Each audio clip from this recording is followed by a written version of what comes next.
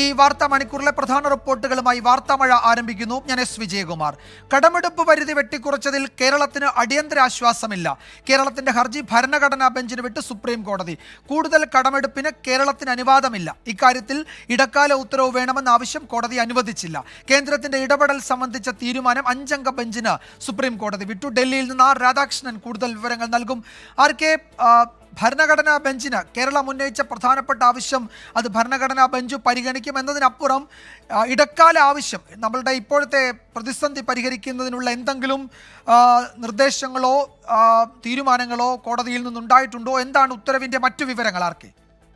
വിജയൻ, ഇതുമായി ബന്ധപ്പെട്ടിട്ടുള്ള ഉത്തരവിന്റെ പൂർണ്ണ രൂപം ഇതുവരെയും പുറത്തിറങ്ങിയിട്ടില്ല. 2 ഭാഗങ്ങളാണ് ഈ കേസിന് ഉണ്ടായിരുന്നത്. ഒന്ന് പ്രധാന സ്യൂട്ട് ഹർജി. ആ സ്യൂട്ട് ഹർജിയുടെ നടപടിക്രമങ്ങളാണ് ഇപ്പോൾ 5 അംഗ ഭരണഘടനാ ബെഞ്ചിന് വിട്ടിരിക്കുന്നത്. രണ്ടാമത്തെ ഭാഗം ഒരു അടിയന്തര അപേക്ഷയായിരുന്നു. അടിയന്തര ആവശ്യം ഉന്നയിച്ചുകൊണ്ട് 10,000 കോടി എങ്കിലും കടമെടുക്കാൻ അനുവദിക്കണം എന്നുള്ളതായിരുന്നു. അക്കാര്യത്തിൽ കേന്ദ്രം സ്വീകരിച്ച സമീപനം 5,000 കോടി പരമാവധി കടമെടുക്കാൻ അനുവദിക്കാം എന്നുള്ളതായിരുന്നു. ഈ 14ാം ധനകാര്യ കമ്മീഷന്റെ സമയത്ത് കേരളം അർഹമായതിലധികം തുക കേരളത്തിന് നൽകിയിട്ടുണ്ട്. അതിന് തുടർച്ചയായിട്ട് 15ാം കമ്മീഷന്റെ ഘട്ടത്തിലും ഇതേ രീതിയിൽ തുടർന്നാൽ സംസ്ഥാനത്തിനെ സംബന്ധിച്ച് ഈ എടുക്കുന്ന കടം തിരിച്ചു നൽകാൻ സാധിക്കാത്ത ഒരു അവസ്ഥയുണ്ടാകും എന്ന വാദമായിരുന്നു ഉന്നയിക്കപ്പെട്ടത്. ഈ വിഷയത്തിൽ ഏതെങ്കിലും ഭരണഘടനാ ബെഞ്ചിന്റെ തീരുമാനങ്ങളോ അല്ലെങ്കിൽ സംസ്ഥാനത്തിന് എത്രത്തോളം കടമെടുക്കാനാകും, അക്കാര്യത്തിൽ കേന്ദ്രത്തിന് ഏത് പരിധിയോളം നിയന്ത്രിക്കാനാകും എന്ന വിഷയത്തിലടക്കം ഭരണഘടനാ ബെഞ്ചിന്റെ ഏതെങ്കിലും വിധിയില്ലാത്ത ഒരു പശ്ചാത്തലത്തിൽ ഈ വിഷയം ഭരണഘടനാ ബെഞ്ച് തന്നെ പരിഗണിക്കട്ടെ എന്നാണ് സുപ്രീം കോടതി വ്യക്തമാക്കിയത്. അതിന്റെ അടിസ്ഥാനത്തിലാണ് ഈ നടപടികൾ ഭരണഘടനാ ബെഞ്ചിന് വിടുകയും ഈ അടിയന്തര ആശ്വാസം എന്ന രീതിയിൽ കേരളത്തിന് മറ്റൊരു നിർദ്ദേശവും സുപ്രീം കോടതിയിൽ നിന്ന് ഉണ്ടാവാതിരിക്കുകയും ചെയ്തത്. അതിന്റെ അർത്ഥം ഈ 5,000 കോടി രൂപ കേരളത്തിന് കിട്ടിയേക്കും. എന്നാൽ 10,000 കോടി എന്ന കേരളത്തിന്റെ ആവശ്യം അത് തൽക്കാലം നടക്കുന്ന ഒരു സാഹചര്യത്തിലേക്ക് എത്തിയിട്ടില്ല എന്നുള്ളതാണ്. വിജയ്, ഇപ്പോഴത്തെ കോടതി നടപടികളിൽ നിന്ന് നമ്മൾ മനസ്സിലാക്കേണ്ടത് കേരളത്തിന്റെ ആവശ്യം പരിഗണിക്കുന്നത് കൂടുതൽ സമയമെടുത്തായിരിക്കും. ഭരണഘടനാ ബെഞ്ച് രൂപീകരിക്കണം, അതിൽ വാദം നടക്കണം. അത് വളരെ വിശദമായി ഓരോ സംസ്ഥാനത്തിനും എത്ര കടമെടുക്കൽ എന്നത് പ്രത്യേകം പരിഗണിച്ച് തീരുമാനിക്കേണ്ടതുണ്ട്. അപ്പോൾ അതിൽ കൂടുതൽ സമയം വേണ്ടി വരും.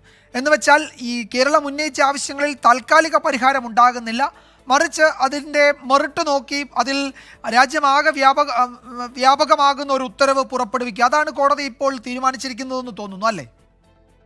അതില് ഏറ്റവും പ്രധാനപ്പെട്ട ഒരു പ്രശ്നം വിജയൻ, ഈ കേസ് ഇനി ഈ രൂപത്തിൽ പരിഗണിക്കുമ്പോൾ കേന്ദ്രം ഉന്നയിക്കുന്ന ഒബ്ജക്ഷൻസ് എന്തൊക്കെയാണ് എന്നതിനെ സംബന്ധിച്ചായിരിക്കും. കാരണം ഈ സാമ്പത്തികമായിട്ടുള്ള വിഷയങ്ങളിൽ നയപരമായിട്ടുള്ള തീരുമാനം അത് ധനകമ്മീഷന്റെ അടിസ്ഥാനത്തിലാണ്. ആ ധനകമ്മീഷന്റെ അധികാരത്തിൽ കൈകടത്തുന്ന വിധത്തിൽ ചർച്ചകൾ പോകുന്ന ഒരു സാഹചര്യമാണ് ഉള്ളത് എന്നതടക്കമുള്ള എതിരഭിപ്രായം കേന്ദ്രം ഉയർത്തുമെന്നാണ് നമുക്ക് പ്രാഥമികമായിട്ട് അറിയാൻ സാധിക്കുന്നത്. അതുകൊണ്ട് ഈ ഹർജി അത് നിലനിൽക്കുന്നതാണോ എന്നത് ഉൾപ്പെടെയുള്ള കാര്യങ്ങളിലായിരിക്കും ഒരുപക്ഷെ ചർച്ചകൾ മുന്നോട്ട് പോവുക. അതിന്റെ അർത്ഥം വിജയൻ സൂചിപ്പിച്ചതായിരിക്കും ഫലം. അത് ദീർഘനാൾ ഈ വിഷയത്തിലുള്ള ചർച്ചകൾ തുടരും എന്നുള്ളതാണ്. സുപ്രീം കോടതിയിൽ നിന്ന് വളരെ പെട്ടെന്ന് ഇക്കാര്യത്തിൽ ഒരു ഹർജിയുടെ ഫലമായിട്ട് സംസ്ഥാനത്തിന് ഒരു ആശ്വാസം ലഭിക്കുന്ന വിധത്തിലേക്ക് കാര്യങ്ങൾ എത്തുന്നില്ല എന്ന് നമുക്ക് ചുരുക്കത്തിൽ പറയാം. സാധാരണഗതിയിൽ ഇത്തരത്തിലുള്ള കേസുകൾ പരിഗണിക്കുമ്പോൾ അതിൽ ഏതെങ്കിലും വിധത്തിലുള്ള ഈ സൂട്ട് ഹർജികൾ പരിഗണിക്കുമ്പോൾ അത് ഡിസ്മിസ് ചെയ്യലാണ് പതിവ്. പക്ഷേ കേരളത്തിന്റെ ഹർജി ഡിസ്മിസ് ചെയ്തില്ല എന്നുള്ളത് സംസ്ഥാനത്തിന് ഒരു പരിധിവരെ ഈ വിഷയത്തിൽ തങ്ങൾ ഉന്നയിച്ച കാര്യങ്ങളിൽ അല്പമെങ്കിലും വസ്തുതയുണ്ട്, അഥവാ നിയമപരമായിട്ടുള്ള സാങ്കത്യമുണ്ട് എന്ന് ബോധിപ്പിക്കാനായിട്ട് കേരളത്തിന് സാധിക്കുകയും ചെയ്തിരിക്കുന്നു. കേരളം മുന്നോട്ട് വെച്ച പ്രധാനപ്പെട്ട ആവശ്യം അത് 5 അംഗ ഭരണഘടനാ ബെഞ്ച് പരിഗണിക്കും. പക്ഷേ ഇടക്കാല ഉത്തരവില്ല. കൂടുതൽ കടമെടുപ്പിന് തൽക്കാലം കേരളത്തിന് അനുവാദമില്ല. ഇതാണ് ഇതുവരെ വന്ന വിവരങ്ങളിൽ നിന്ന് വ്യക്തമാകുന്നത്. ഉത്തരവിന്റെ പകർപ്പ് പുറത്തു വരാനിരിക്കുന്നതേ ഉള്ളൂ. ആർ രാധാകൃഷ്ണനാണ് വിവരങ്ങൾ നൽകിയത്. മറ്റൊരു പ്രധാന റിപ്പോർട്ടിലേക്ക്. ഡൽഹി മദ്യനയ അഴിമതി കേസിൽ മുഖ്യമന്ത്രി അരവിന്ദ് കെജ്രിവാളിനെ ജുഡീഷ്യൽ കസ്റ്റഡിയിൽ വിട്ടു കോടതി. ED ആവശ്യം അംഗീകരിച്ച് ഡൽഹിയിലെ റോസ് അവന്യൂ കോടതിയാണ് കെജ്രിവാളിനെ ജയിലിലേക്ക് അയച്ചത്. കെജ്രിവാൾ അന്വേഷണവുമായി സഹകരിക്കുന്നില്ലെന്നും ED കോടതിയെ അറിയിച്ചു. ഈ മാസം 15 വരെയാണ് ജുഡീഷ്യൽ കസ്റ്റഡി. ആർ അച്യുതൻ ഡൽഹിയിൽ നിന്ന് വിവരങ്ങൾ നൽകും. അച്യുതൻ, തിഹാർ ജയിലിലേക്ക് 15 ദിവസത്തെ കാലാവധി, ജുഡീഷ്യൽ കസ്റ്റഡി കാലാവധിയിൽ കെജ്രിവാളിനെ അയക്കുകയാണ്. എന്തൊക്കെയാണ് കോടതിയിൽ നടന്നത്? ED ഇനി കസ്റ്റഡിയിൽ വേണ്ട എന്ന നിലപാട് എടുത്തിട്ടുണ്ടോ, അതോ വീണ്ടും ചോദിക്കാനാണോ അവരുടെ നീക്കം?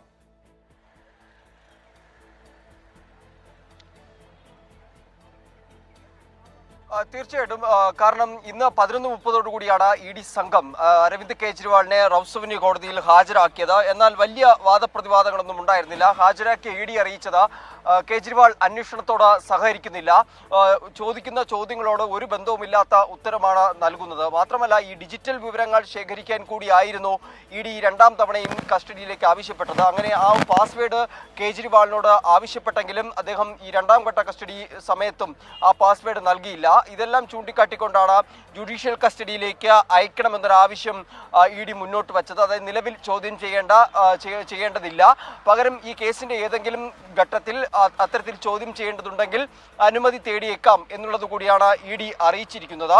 എന്തായാലും ആ ആവശ്യം അംഗീകരിച്ചുകൊണ്ടാണ് റൌസ് അവന്യൂ കോടതി ഇപ്പോൾ ഡൽഹി മുഖ്യമന്ത്രി അരവിന്ദ് കെജ്രിവാളിനെ ഈ മാസം 15 വരെ 14 ദിവസത്തെ ജുഡീഷ്യൽ കസ്റ്റഡിയിൽ വിട്ടിരിക്കുന്നത്. അതേസമയത്ത് കേജ്രിവാളിന് വേണ്ടി ഹാജരായ അഭിഭാഷകൻ അറിയിച്ചത് അദ്ദേഹത്തിന് 3 പുസ്തകങ്ങൾ, ഭഗവത്ഗീത, രാമായണം പോലുള്ള 3 പുസ്തകങ്ങൾ നൽകാനും ജപമാലയും മരുന്നും നൽകുവാനുമുള്ള ഒരു ആവശ്യം, അതിനൊരു അനുമതി നൽകണമെന്നൊരു ആവശ്യം കൂടി അഭിഭാഷകൻ മുന്നോട്ട് വച്ചിട്ടുണ്ട്. അങ്ങനെ വലിയ രീതിയിലുള്ള ശക്തമായ വാദപ്രതിവാദങ്ങളൊന്നും ഇല്ലാതെ തന്നെ അദ്ദേഹത്തെ ഇപ്പോൾ ജുഡീഷ്യൽ കസ്റ്റഡിയിലേക്ക് വിട്ടിരിക്കുകയാണ്.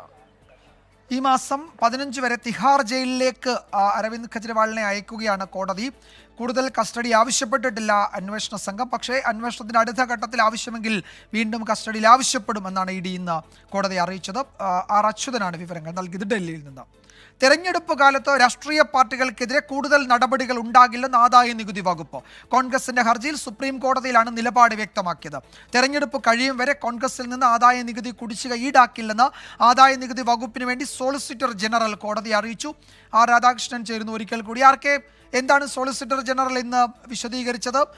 തെരഞ്ഞെടുപ്പ് വരെ തൽക്കാലം തൽസ്ഥിതി തുടരും, അതിനുശേഷം മാത്രമേ ഇക്കാര്യത്തിൽ അടുത്ത ഘട്ടത്തിലേക്ക് കടക്കൂ. ഇതാണോ ആദായ നികുതി വകുപ്പ് കോടതിക്ക് നൽകിയ ഉറപ്പ്? പ്രധാന കാര്യങ്ങളാണ് കോടതിയിൽ ഇന്ന് ആദായ നികുതി വകുപ്പ് വ്യക്തമാക്കിയത്. ഒന്ന്, ഈ നടപടികൾ ആരംഭിച്ചത് ഇപ്പോഴല്ല, 2007 മുതൽ ആരംഭിക്കുകയും 2016 ശേഷം അന്വേഷണം കൂടുതൽ വ്യാപിപ്പിക്കുകയും ചെയ്ത കേസുകളിൽ സ്വാഭാവികമായി ഉണ്ടാകുന്ന തുടർ നടപടിയാണ് ഇപ്പോഴത്തേത്. നിലവിൽ തെരഞ്ഞെടുപ്പ് ആയതുകൊണ്ട് ഈ പണം വീണ്ടെടുക്കാൻ അടക്കമുള്ള നടപടികളിൽ തങ്ങൾ അത്ര വേഗത കാട്ടിയിട്ടില്ല എന്നാണ് പറഞ്ഞത്. ഇത് തെരഞ്ഞെടുപ്പ് നടപടികൾ പൂർത്തിയാകുന്നതുവരെ തുടരും. നിലവിലുള്ള സാഹചര്യത്തിൽ ഈ കോൺഗ്രസ് സമർപ്പിച്ച ഹർജി ഡൽഹി ഹൈക്കോടതിയുടെ ഉത്തരവിന് എതിരായിട്ടുള്ള അപ്പീൽ, അക്കാര്യത്തിലുള്ള മറുപടി നൽകാനായിട്ട് കൂടുതൽ സമയം വേണം, ഇത് അനുവദിക്കണം എന്നുള്ളതാണ് ആവശ്യപ്പെട്ടത്. 3500-ലധികം കോടി രൂപയാണ് കോൺഗ്രസിൽ നിന്ന് ലഭിക്കാനുള്ളത് എന്ന് ഇൻകം ടാക്സ് വ്യക്തമാക്കി. എന്നാൽ കോൺഗ്രസിന് ഉണ്ടായ ഈ വീഴ്ച അവർ പല ഘട്ടങ്ങളിലും മറച്ചുവെക്കാനാണ് ശ്രമിക്കുന്നത്. കോൺഗ്രസും വളരെ ശക്തമായിട്ടുള്ള നിലപാടാണ് ഇക്കാര്യത്തിൽ സ്വീകരിച്ചത്. കോൺഗ്രസ് ചോദിച്ച ആദ്യത്തെ ചോദ്യം, ഏതെങ്കിലും വിധത്തിൽ ഇങ്ങനെ ലാഭം നേടിയെന്ന് പറയാൻ വേണ്ടിയിട്ടുള്ള ഒരു വ്യവസായ സ്ഥാപനമോ മറ്റേതെങ്കിലും വാണിജ്യ സംരംഭമോ അല്ല കോൺഗ്രസ് പാർട്ടി എന്നുള്ള ഒരു നിലപാടാണ് അഭിഷേക് സിംഗ്വി സ്വീകരിച്ചത്. അതുകൊണ്ട് തന്നെ ഇപ്പോൾ ഈ തെരഞ്ഞെടുപ്പ് നടക്കുന്ന ഘട്ടത്തിൽ ഉണ്ടായിരിക്കുന്ന നടപടികൾ അത് ഒട്ടും ഉചിതമുള്ളതല്ല എന്ന വാദവും ഈ കോൺഗ്രസിന്റെ ഭാഗത്തു നിന്നുണ്ടായി. ഇൻകം ടാക്സ് ഡിപ്പാർട്ട്മെന്റിന്റെ നിലപാട് കണക്കിലെടുത്തുകൊണ്ട് ഈ കേസ് അടുത്ത തവണ പരിഗണിക്കുന്നത് വരെ മറ്റേതെങ്കിലും വിധത്തിലുള്ള തുടർ നടപടികൾ ഉണ്ടാകില്ല എന്ന ഒരു ഉറപ്പുകൂടി കോടതി അംഗീകരിച്ചു. അതിന്റെ അടിസ്ഥാനത്തിലാണ് കൂടുതൽ സമയം മറുപടി നൽകാനായിട്ട് ഇൻകം ടാക്സിന് അനുവദിച്ചുകൊണ്ട് കേസ് മാറ്റിവെച്ചത്. മറ്റു പാർട്ടികളുടെ കാര്യത്തിലും സമാനമായിട്ടുള്ള വീഴ്ചകൾ ശ്രദ്ധയിൽപ്പെട്ടിട്ടുണ്ടെന്നും അവരും അന്വേഷണം നേരിടുകയാണെന്നും അവർക്കെതിരായിട്ടുള്ള നടപടികളും ഇപ്പോൾ തൽക്കാലം തെരഞ്ഞെടുപ്പ് ഘട്ടമായതുകൊണ്ട് തന്നെ ആ വിധത്തിൽ മുന്നോട്ട് കൊണ്ടുപോകുന്നില്ല എന്നും തെരഞ്ഞെടുപ്പ് കമ്മീഷനെ സുപ്രീം കോടതിയെ ഇൻകം ടാക്സ് ഡിപ്പാർട്ട്മെന്റ് അറിയിച്ചിട്ടുണ്ട്. കോൺഗ്രസ് ഉൾപ്പെടെ ആദായ നികുതി വകുപ്പിന്റെ നോട്ടീസ് ലഭിച്ച എല്ലാ പാർട്ടികൾക്കും തെരഞ്ഞെടുപ്പ് വരെ അവർക്കെതിരെ നടപടി ഉണ്ടാകില്ല, തൽസ്ഥിതി തുടരുമെന്നാണ് ആദായ നികുതി വകുപ്പിന് വേണ്ടി സോളിസിറ്റർ ജനറൽ ഇന്ന് സുപ്രീം കോടതി അറിയിച്ചത്. R. രാധാകൃഷ്ണനാണ് വിവരങ്ങൾ നൽകിയത് ഡൽഹിയിൽ നിന്ന്. പത്തനംതിട്ട തുലാപ്പള്ളിയിൽ കാട്ടാന ആക്രമണത്തിൽ ഗൃഹനാഥൻ കൊല്ലപ്പെട്ടതിൽ പ്രതിഷേധിച്ച് നാട്ടുകാർ നടത്തിയ പ്രതിഷേധത്തിൽ സംഘർഷം. ആന്റണി MP-യുടെ നേതൃത്വത്തിൽ കണമല ഫോറസ്റ്റ് സ്റ്റേഷന് മുന്നിൽ നടത്തിയ പ്രതിഷേധമാണ് പോലീസുമായുള്ള ഏറ്റുമുട്ടലിൽ കലാശിച്ചത്.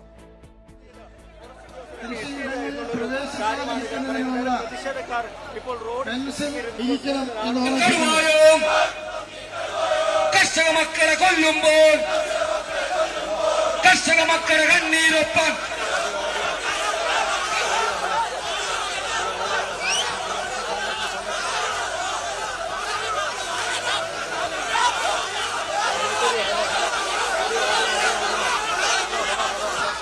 അതിരപ്പിള്ളി പുളിയൻകുന്നുമല സ്വദേശി ബിജു ആണ് ഇന്നലെ കാട്ടാന ആക്രമണത്തിൽ മരിച്ചത്. കഴിഞ്ഞ ദിവസവും ആന വീടിന് സമീപത്ത് എത്തിയിരുന്നുവെന്ന് കൊല്ലപ്പെട്ട ബിജുവിന്റെ കുടുംബം പറഞ്ഞു. അത് ലൈറ്റടി കണ്ടപ്പോഴത്തേന് ലൈറ്റിന് നേരെ വന്നു കളഞ്ഞു. നേരെ വന്നിട്ട് അന്നേരം ഒന്ന് ചിഹ്നം വിളിച്ചായിരുന്നു. എന്നുവെച്ചാൽ കാടായതുകൊണ്ട് ഓടി മാറാൻ പറ്റിയില്ല. വന്ന് പുറമോട്ട് വന്നപ്പോഴത്തേന് ഇത് എളുപ്പമെന്ന് വന്നു. അപ്പം തിരിച്ച് ചെന്നപ്പോഴത്തേന് ആനനെ കണ്ടില്ല. അപ്പോൾ ആനക്കൊന്നുമില്ല. എടുത്ത് നിന്നിട്ട് അടിച്ചു കഴിഞ്ഞപ്പോഴത്തേന് അവിടെ കിടന്ന് 2 പ്രാവശ്യം കൂടി ചിഹ്നം വിളിച്ചു. പിന്നെ ആനക്കൊന്നും കേൾക്കുന്നില്ലായിരുന്നു. നേരെ തന്നെ കിടക്കുമായിരുന്നു. കൈ ഇങ്ങനെ വടിച്ചാന്നോ കൈ ഇങ്ങനെ ഒടിഞ്ഞ് ഇവിടം കൊണ്ട് തൂങ്ങി കിടപ്പുണ്ട്. പിന്നെ നെറ്റിക്ക് ഇച്ചിരി മുറിവുണ്ട്, കാലിന് ശരീരത്തിൽ മുറിവുണ്ട്. പിന്നെ ഇനി നെഞ്ചത്ത് വല്ലതും ചവിട്ടിതാണെന്നൊന്നും അറിയത്തില്ല. ഇങ്ങനെ വയറിന് വട്ടം പാടുണ്ട്. ടോബി ജോൺസൺ വിവരങ്ങൾ നൽകും കണമലയിൽ നിന്ന്. ടോബി, ഇപ്പോഴും പ്രതിഷേധം തുടരുകയാണോ? DFO നാട്ടുകാരെ ചർച്ചയ്ക്ക് വിളിച്ചിട്ടുണ്ട് എന്ന് പുതിയ വിവരം വരുന്നുണ്ട്. എന്താണ് മറ്റു വിശദാംശങ്ങൾ?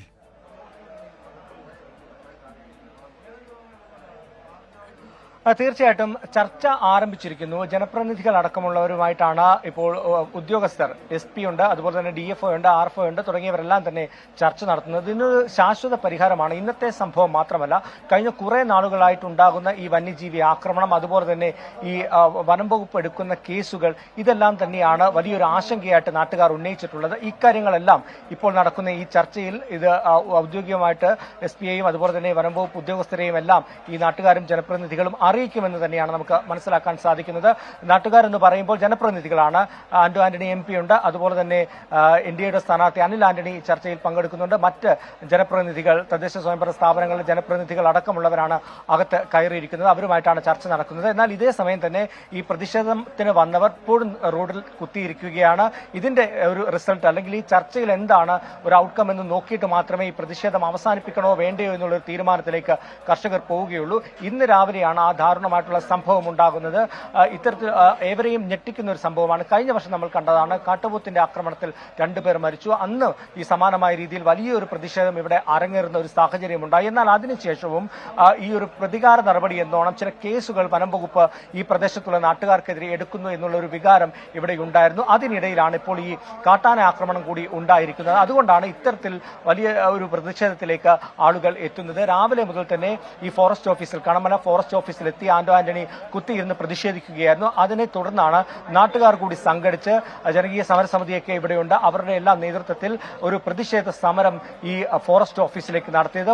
ഫോറസ്റ്റ് ഓഫീസിന്റെ മുന്നിലെത്തിയപ്പോൾ പോലീസ് ഈ മാർച്ച് തടഞ്ഞു. തുടർന്ന് ഒരു വാക്കുതർക്കവും സംഘർഷവും എല്ലാം ഉണ്ടാകുന്ന കാഴ്ച നമ്മൾ കണ്ടു. അതിനുശേഷമാണ് റോഡിൽ കുത്തിയിരുന്നുള്ള പ്രതിഷേധത്തിലേക്ക് കാര്യങ്ങൾ പോയത്. വൈദികരും മതമേലധ്യക്ഷന്മാരും എല്ലാം തന്നെ ഈ പ്രതിഷേധത്തിൽ അണിനിരക്കുന്ന ഒരു കാഴ്ച കൂടി കാണാൻ സാധിക്കുന്നുണ്ട്. എന്തായാലും വലിയൊരു പ്രതിഷേധത്തിലേക്ക് തന്നെയാണ് നാട്ടുകാർ പോയിരിക്കുന്നത്. അതിന്റെ ഭാഗമായിട്ടുള്ള ചർച്ചയാണ്, ഈ പ്രശ്നം പരിഹരിക്കാൻ വേണ്ടിയുള്ള ചർച്ചയാണ് ഇപ്പോൾ നടന്നുകൊണ്ടിരിക്കുന്നത്. ജില്ലാ ഭരണകൂടം, ജില്ലാ കളക്ടർ നേരത്തെ തന്നെ ഈ മരിച്ച ഇതിൽ ഈ കണമല ഫോറസ്റ്റ് സ്റ്റേഷനെതിരെ നേരത്തെയും വലിയ ആരോപണം, വലിയ വിമർശനങ്ങൾ ആ നാട്ടുകാർ ഉന്നയിച്ചിട്ടുണ്ട്. നേരത്തെ കാട്ടുപോത്തിന്റെ ആക്രമണത്തിൽ ഒരാൾ മരിച്ചതാണ്. ആ സമയത്തും നാട്ടുകാർക്കെതിരെ കള്ളക്കേസ് എടുക്കുന്നു, അതുപോലെ ഈ പരാതിയുമായി ചെല്ലുന്നവരെ അതിൻ്റെ പേരിൽ പീഡിപ്പിക്കുന്നു. അങ്ങനെ ഗൗരവമുള്ള ആരോപണങ്ങൾ ഈ കണമല ഫോറസ്റ്റ് സ്റ്റേഷനെതിരെ ഉയർന്നു വന്നിട്ടുണ്ടായിരുന്നു. നേരത്തെ ആന്റണിയും പറയുന്നുണ്ടായിരുന്നു ഈ പ്രതിഷേധിക്കുന്നവർക്കെതിരെ കേസെടുക്കുക എന്നതാണ് വനം വകുപ്പിൻ്റെ ഒരു നടപടി. മറ്റൊന്ന്, ഈ ബിജു എന്നയാൾ ഇന്നലെ ദാരുണമായി കൊല്ലപ്പെട്ട വിവരം അറിഞ്ഞിട്ട് അവിടെ നേരം പുലരുവോളം അവിടേക്ക് വനംവകുപ്പിൻ്റെ ഉദ്യോഗസ്ഥരാരും എത്തിയില്ല. നാട്ടുകാർ മുഴുവൻ അറിഞ്ഞു, വനംവകുപ്പ് ഉദ്യോഗസ്ഥർ മാത്രം അത് അറിഞ്ഞില്ല എന്ന് പറയുന്നു. അപ്പോൾ ഈ വനംവകുപ്പ് ഓഫീസിനെതിരെ, പ്രത്യേകിച്ച് കണമല ഓഫീസിനെതിരെ വലിയ ആരോപണം ഉയരുന്നുണ്ടല്ലോ. അതിൽ എന്തെങ്കിലും മറുപടി പറയാൻ ഉദ്യോഗസ്ഥരോ DFOയോ തയ്യാറായിട്ടുണ്ടോ?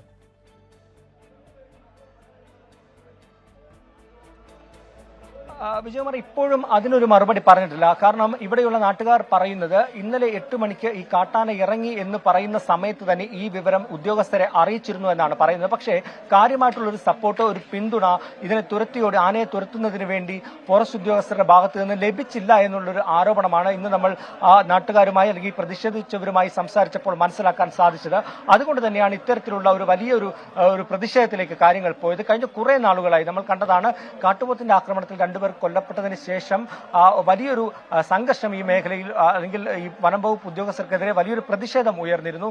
കാരണം അനാവശ്യമായി ഈ പ്രദേശത്തുള്ള ആളുകൾക്കെതിരെ കേസെടുക്കുന്നു എന്നുള്ളൊരു വികാരമാണ് ഈ പ്രദേശത്തുള്ള ആളുകളെല്ലാം പങ്കുവെക്കുന്നത്. അതിനൊപ്പം തന്നെയാണ് ഇത്തരത്തിൽ കാട്ടാന ഇറങ്ങിയിട്ടും ഉദ്യോഗസ്ഥരെത്തി അത് പരിഹരിച്ചില്ല എന്നുള്ളൊരു ആക്ഷേപം കൂടി ഉന്നയിക്കുന്നത്. അതിനെ തുടർന്നാണ് 1 മണിയോടുകൂടിയാണ് ഈ സംഭവം നടക്കുന്നത്. അതാണ് ഈ ആളുകളെ ഇത്രയ്ക്കും പ്രകോപിതരാക്കിയിരിക്കുന്നത്. അതുകൊണ്ട് തന്നെ ഒരു ശക്തമായിട്ടുള്ള ഒരു നടപടി വേണം. ഈ നടപടി എടുക്കാത്ത ഉദ്യോഗസ്ഥർക്കെതിരെയൊക്കെ വലിയ പ്രതിഷേധമുണ്ട്. അതുകൊണ്ട് തന്നെ ഈ ഉദ്യോഗസ്ഥർ ഇത്തരത്തിൽ അലംഭാവം കാട്ടുന്നതിനെതിരെ ഒരു നടപടി വേണമെന്നുള്ള ആവശ്യമൊക്കെ നാട്ടുകാർ ഉന്നയിക്കുന്നുണ്ട്. ഈ കാര്യങ്ങളെല്ലാം തന്നെ ഇന്നത്തെ ചർച്ചയിൽ നമുക്ക് അതിനൊരു തീരുമാനം ഉണ്ടാകുമെന്ന് പ്രതീക്ഷിക്കുന്നു. എന്തായാലും നാട്ടുകാരുടെ ആവശ്യം ശാശ്വതമായിട്ടുള്ള പരിഹാരമാണ്. ഇതൊരു ഒറ്റപ്പെട്ട സംഭവമല്ല. ഈ കഴിഞ്ഞ കുറെ നാളുകളായിട്ട് നടക്കുന്ന പ്രശ്നങ്ങൾക്കെല്ലാം ഒരു പരിഹാരം ഉണ്ടാകണമെന്നുള്ളൊരു ആവശ്യമാണ് ഇവർ. ഒരു കാര്യം കൂടി, ഈ ബിജുവിന്റെ പോസ്റ്റ്മോർട്ടം നടപടികൾ, അദ്ദേഹത്തിന്റെ സംസ്കാരം, അത്തരം കാര്യങ്ങൾ എപ്പോഴാണ്? ഈ നഷ്ടപരിഹാരമൊക്കെ സംബന്ധിച്ച് ചില ഉറപ്പുകൾ നൽകിയിരുന്നല്ലോ, അതൊക്കെ നടപ്പിലായിട്ടുണ്ടോ?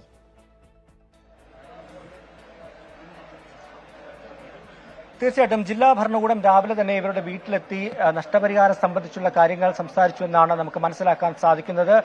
നഷ്ടപരിഹാരത്തിന്റെ ഒരു ആദ്യ ഗഡു ഇന്ന് തന്നെ അവർക്ക് കൈമാറാനുള്ള നടപടി ഉണ്ടാകുമെന്നാണ് ജില്ലാ കളക്ടർ പറഞ്ഞിരിക്കുന്നത്. ഒപ്പം തന്നെ മകന് ജോലി നൽകുന്നതുമായി ബന്ധപ്പെട്ടുള്ള നടപടികളിലേക്ക് കൂടി കടക്കുമെന്ന് പറഞ്ഞിട്ടുണ്ട്. സംസ്കാര ചടങ്ങുകൾ എന്തായാലും വരും ദിവസങ്ങളിലായിരിക്കും. കാരണം മക്കൾ 2 പേര് വിദേശത്താണ്, അവർ എത്തേണ്ട ഒരു സാഹചര്യമുണ്ട്. പോസ്റ്റ്മോർട്ടത്തിന് വേണ്ടി മൃതദേഹം കോട്ടയം മെഡിക്കൽ കോളേജിലേക്ക് മാറ്റിയിട്ടുണ്ട്. ആ നടപടികൾ പൂർത്തിയാകുന്ന മുറയ്ക്ക് മോർച്ചറിയിലേക്ക് മാറ്റുമെന്നുള്ളൊരു വിവരമാണ് നമുക്ക് ഇപ്പോൾ അറിയാൻ സാധിക്കുന്നത്. അതിൽ എന്തെങ്കിലും മാറ്റം ഉണ്ടാകുമോ എന്ന് നമുക്ക് ഇപ്പോൾ പറയാൻ സാധിക്കില്ല. ടോബി, എന്തായാലും നാട്ടുകാർ അവിടെ പ്രതിഷേധിക്കുന്നുണ്ട്. അവരെ DFO ചർച്ചയ്ക്ക് വിളിച്ചിട്ടുണ്ട്. ജനപ്രതിനിധികൾ അടക്കം ചർച്ചയിൽ പങ്കെടുക്കുന്നുണ്ട്. വളരെ ഗുരുതരമായ ആരോപണം വനം വകുപ്പിന്റെ കണമല ഓഫീസിനെതിരെ ഉയരുന്നുണ്ട്. അത് ചർച്ചയിൽ ആ വികാരം പ്രതിഫലിക്കും. എന്താണ് വനം വകുപ്പിന് പറയാനുള്ളത് എന്നത് ചർച്ചയിൽ ജനപ്രതിനിധികളെ അറിയിക്കും. ടോബി ജോൺസനാണ് വിവരങ്ങൾ നൽകിയത് കോട്ടയത്ത് നിന്ന്. കരുവന്നൂരിലെ ED നടപടിയിൽ ഭയമില്ലെന്ന് CPM സംസ്ഥാന സെക്രട്ടറി MV ഗോവിന്ദൻ. പാർട്ടിക്ക് രഹസ്യ അക്കൗണ്ട് ഇല്ല, എന്തെങ്കിലും ഉണ്ടെങ്കിൽ ED കണ്ടുപിടിക്കട്ടെ എന്നും MV ഗോവിന്ദൻ പറഞ്ഞു. രഹസ്യ അക്കൗണ്ട് പിടിച്ചോട്ടെ, ഞങ്ങൾക്ക് ഭയമില്ലല്ലോ. കള്ളത്തരം പ്രചരിപ്പിച്ചിട്ട് കേജ്രിവാളിനെ പോലുള്ള അറസ്റ്റ് ചെയ്യുന്ന EDക്ക് അതുപോലെ തന്നെയുള്ള ഈ കേന്ദ്ര ഗവൺമെന്റിന് ആരെയാണ് അറസ്റ്റ് ചെയ്തത്? അതുകൊണ്ട് ഭയപ്പെടുത്തൊന്നും വേണ്ട. അതല്ല, ഭയപ്പെടുത്തിയാൽ അതൊക്കെ എത്ര അക്കൗണ്ട് ഉണ്ട്? 100 അക്കൗണ്ട് ഉണ്ടായിക്കോട്ടെ, RBI കൊടുക്കട്ടെ എന്ന്. അതിൽ ഭയം ഉണ്ടെങ്കിലല്ലേ ഞങ്ങൾക്ക് പ്രശ്നമുള്ളൂ. ഞങ്ങൾക്ക് അതിൽ ഭയത്തിന്റെ പ്രശ്നം ഉപയോഗിക്കുന്നില്ല. കള്ള ഗുണ്ട പിരിവ് നടത്താൻ കൂട്ടുനിന്ന ED അല്ലേ. മറ്റൊരു റിപ്പോർട്ടിലേക്ക്. റിയാസ് മൗലവി കേസിൽ പുനരന്വേഷണം വേണമെന്ന് മുസ്ലിം ലീഗ്. IG റാങ്കിലുള്ള ഉദ്യോഗസ്ഥന്റെ നേതൃത്വത്തിൽ കേസ് അന്വേഷിക്കണമെന്നാണ് ആവശ്യം. കുടുംബത്തിന് നിയമസഹായം നൽകുമെന്നും മുസ്ലിം ലീഗ് നേതൃത്വം അറിയിച്ചു. ഇനി സർക്കാരിന് അങ്ങനെ ഒരു അഭിപ്രായമുണ്ടെങ്കിൽ ഒരു പുനരന്വേഷണത്തിന് ഉത്തരവിടാമായിരുന്നു. അത് ചെയ്യുന്നില്ല. ഞങ്ങൾ കോടതിയെ സമീപിച്ചുകൊണ്ട് ആ കുടുംബത്തിന് ചെയ്യാവുന്ന എല്ലാ സഹായങ്ങളും മുസ്ലിം ലീഗിന്റെ ഭാഗത്ത് ഉണ്ടാവും. അരുൺ പാറയ്ക്കൽ വിവരങ്ങൾ നൽകും കാസർഗോഡ് നിന്ന്. അരുൺ, മുസ്ലിം ലീഗ് നേതൃത്വം എന്താണ് വിശദീകരിക്കുന്നത്? പുനരന്വേഷണം, അതുപോലെ കുടുംബത്തിന് നിയമസഹായമൊക്കെ നൽകുമെന്ന് അറിയിക്കുന്നു. അങ്ങനെ മുസ്ലിം ലീഗ് ഈ കേസ് ഏറ്റെടുക്കുന്നു എന്ന മട്ടിലേക്കാണോ കാര്യങ്ങൾ എത്തുന്നത്? വിജയകുമാർ, റിയാസ് മൗലവി കൊല്ലപ്പെട്ടത് മുതൽ തന്നെ ഒരു ആക്ഷൻ കമ്മിറ്റി രൂപീകരിച്ചിരുന്നു. ആക്ഷൻ കമ്മിറ്റിയിൽ പ്രധാനപ്പെട്ട ആളുകളായി മുസ്ലിം ലീഗിന്റെ നേതാക്കളുണ്ടായിരുന്നു. എന്തായാലും ഈ കേസിന്റെ വിധി വന്നത് മുതൽ തന്നെ പ്രതിപക്ഷം ശക്തമായി പറയുന്ന ഒരു കാര്യം, അതായത് ഈ കേസിൽ അട്ടിമറി നടന്നിരിക്കുന്നു, പ്രോസിക്യൂഷനും അന്വേഷണ സംഘത്തിനും വീഴ്ച പറ്റിയിരിക്കുന്നു എന്നുള്ളതാണ്. ഇന്നിപ്പോൾ മുസ്ലിം ലീഗിന്റെ ജില്ലാ കമ്മിറ്റിയും അതിനെ അടിവരയിട്ടുകൊണ്ട് ആവർത്തിക്കുന്ന രീതിയാണ് ഇന്ന് സമീപിച്ചത്. മാത്രമല്ല, ഈ കേസിൽ ഒരു പുനരന്വേഷണം വേണം. IG-യുടെ നേതൃത്വത്തിലുള്ള IG റാങ്കിലുള്ള ഒരു ഉദ്യോഗസ്ഥൻ ഈ കേസ് അന്വേഷിക്കണം. അതിനു പുറകെ ഈ കേസിൽ UAPA ഉൾപ്പെടെയുള്ള കാര്യങ്ങൾ ചുമത്തണമെന്ന് നേരത്തെ തന്നെ മുസ്ലിം ലീഗ് ആവശ്യപ്പെട്ടിരുന്നു. അന്ന് സർക്കാരാണ് വിരുദ്ധമായ നിലപാടെടുത്തത്. ആ നിലപാട് തിരുത്താൻ സർക്കാർ തയ്യാറാവണം. ഈ കുടുംബത്തിന് വേണ്ട എല്ലാവിധ പിന്തുണയും, റിയാസ് മൗലവിയുടെ കുടുംബത്തിന് വേണ്ട എല്ലാവിധ പിന്തുണയും ലീഗ് നൽകാനും തയ്യാറാണെന്നാണ് ഇപ്പോൾ ലീഗിന്റെ ജില്ലാ കമ്മിറ്റി പറഞ്ഞിരിക്കുന്നത്. വിജയകുമാർ. കേസിൽ കോടതി ഉത്തരവിനെതിരെ അപ്പീൽ നൽകുമെന്നാണ് സംസ്ഥാന സർക്കാരിന്റെ നിലപാട്, പ്രോസിക്യൂഷന്റെ നിലപാട്. എന്നാൽ പുനരന്വേഷണം വേണം എന്നാണ് മുസ്ലിം ലീഗ് ഇപ്പോൾ ഔദ്യോഗികമായി ആവശ്യപ്പെട്ടിരിക്കുന്നത്. കുടുംബത്തിന് നിയമസഹായം നൽകുമെന്നും മുസ്ലിം ലീഗ് നേതൃത്വം ഇപ്പോൾ വിശദീകരിക്കുന്നുണ്ട്. ഈ റിപ്പോർട്ടോടെ വാർത്താമഴ അവസാനിക്കുന്നു.